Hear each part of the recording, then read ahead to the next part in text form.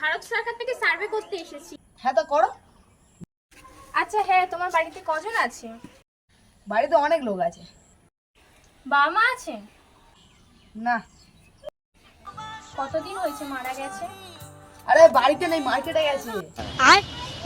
ও sir, দাদু আছে? না। মার্কেটে গেছে? আরে মারা গেছে। আপনার কাকা আছে? না। মারা গেছে? আরে মার্কেটে গেছে, বাড়িতে নেই।